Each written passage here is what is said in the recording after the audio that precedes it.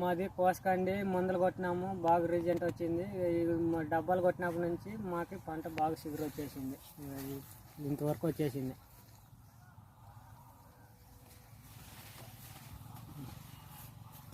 Sir మనం ఇప్పుడు వచ్చేసి కర్నూలు డిస్టిక్ ఆదోని మండలం కోసిగిలో ఉన్నాము.